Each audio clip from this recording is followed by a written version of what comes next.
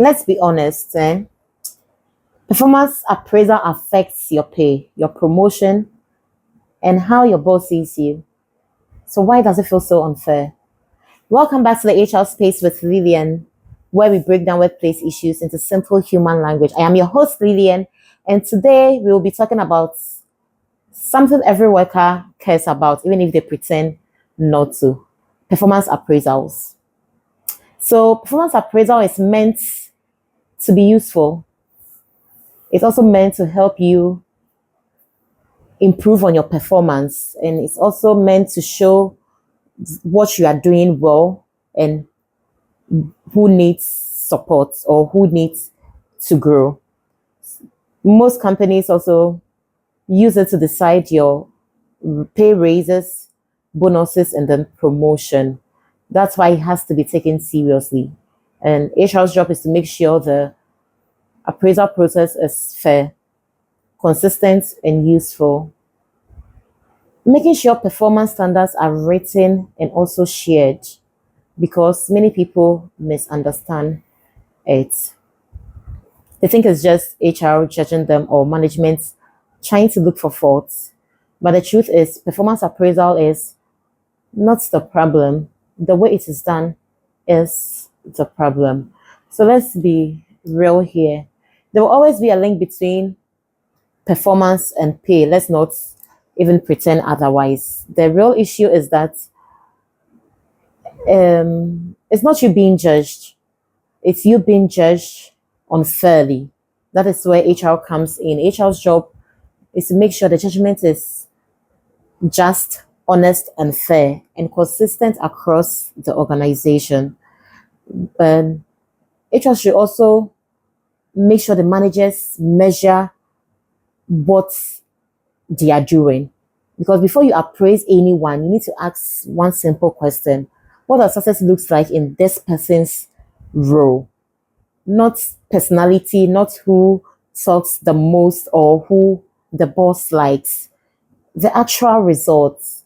So let's say if you're in the sales department, it could be monthly targets, or you are a customer service representative. It could be customer satisfaction.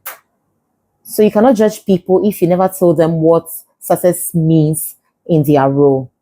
And there is a lot of reason why appraisals fail. Most managers don't even give feedback all year.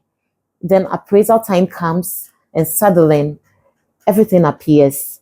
Mistakes from months ago, things you never knew were even a problem, complaints they never even mentioned to you, suddenly appears. And that's, to the employee, they feel it is not fair, because to them, they feel like, where from all of these? They just came out of nowhere.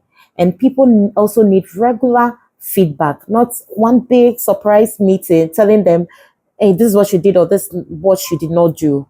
And many managers also needs to be trained. They need to be trained on how to give feedback regularly. Most managers, what they do is they avoid conflicts or difficult conversations. They avoid praises too. But here's the truth: people are not only motivated by money; they are also motivated by being seen, respected, and appreciated. And you telling an employee or one of your team, oh, you did well, costs nothing to the organization, but it changes everything for the organization. So how you appraise your people says a lot about your company.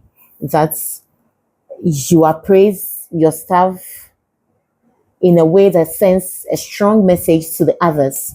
It tells them that, oh, okay, here, do they reward efforts? Do they reward growth? Or do they reward favoritism? And they also wonder if promotions and good ratings go to good people, or people who work hard, improve, or take responsibilities. A staff then learns that, okay, in this organization, effort and growth matters here. So they try to put in their best. But if your promotion and good ratings go to friends of the boss, or people who talk a lot, or people who are not productive, then the staff learns that, oh, okay, being close to power means a lot in, or matters a lot in this organization rather than doing a good work. Before you realize, the message has spread across the organization, gossip everywhere, and then the whole place, people are either working harder or stop caring or even plan on quitting their jobs. That's why what you do with appraisal, or how you appraise people, it's called a culture statement. And there is a way you can handle it. There are best practices on how these things are done. A healthy company should be able to say to their employees or workers that, oh, here's how we measure performance. And yes, what you did well or did not do well. Here's how you can improve. Here's how the appraisal connects you to your growth. That's what HR should think of protecting. You understand? And then HR also must also train managers on how to give honest feedback, how to hold honest conversations as well, how to set clear performance standards, make sure feedback is regular and not on yearly basis. You don't wait to the end of the year and then you start giving feedback. No. And also make sure your ratings are not biased.